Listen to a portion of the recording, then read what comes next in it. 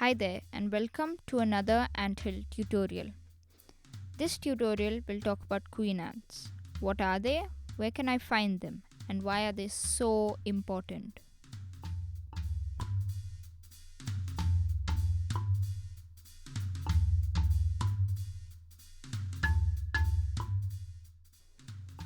So in the last video, I showed you how to make a test tube setup. But what do you use one for?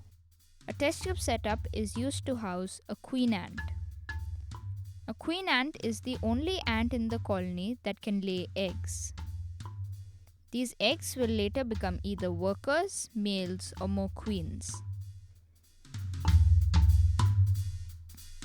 This is the entire ant life cycle. It may look intimidating, but I'll take you through it. So let's begin right here. Like I said, the queen is the only one who lays eggs. Those eggs develop into larvae, which look like maggots, and then pupae, which are like cocoons. Now the next stage depends on the first and second stage. You see, if an egg is unfertilized, it becomes a male. If it's fertilized and it's well fed and nurtured during the larval stage, it becomes a queen. If it's fertilized and fed moderately, it becomes a worker. Every year, for a gap of 10 to 20 days, ant royals of one species fly out to mate with males and queens of other colonies. After the ant mates, the males die as they are malnourished. The queen, on the other hand, who is flying, drops down and nips off her wings. She then searches for a suitable place to start a colony. So if you want to become an ant keeper, you would need to make a test tube setup to raise a queen ant. Like I said earlier, virgin queens will fly off in search of a mate some time of year. These flights are known as nuptial flights.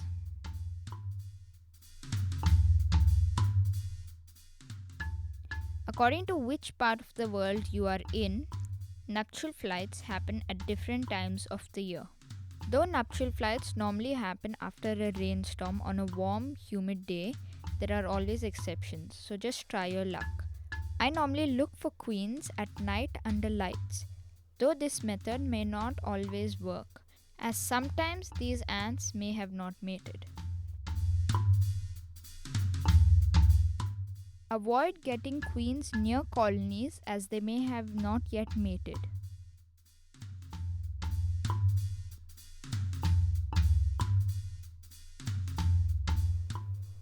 There are several ways to identify a queen ant. I will show you the most common ones. Almost all ant species have queens who are born with wings.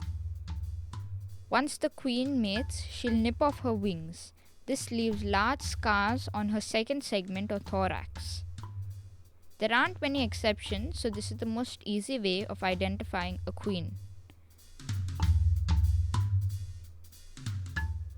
Most queen ants are terrible flyers, so it looks like they will drop out of the air suddenly. I use this method most often when I search for queens near lampposts at night.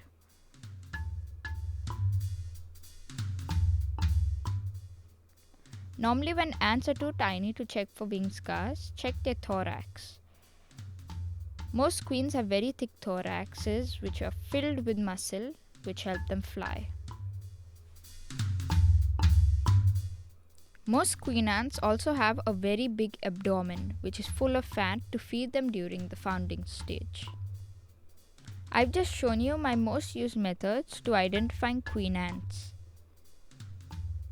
I wish you luck finding a queen to start your first ant colony.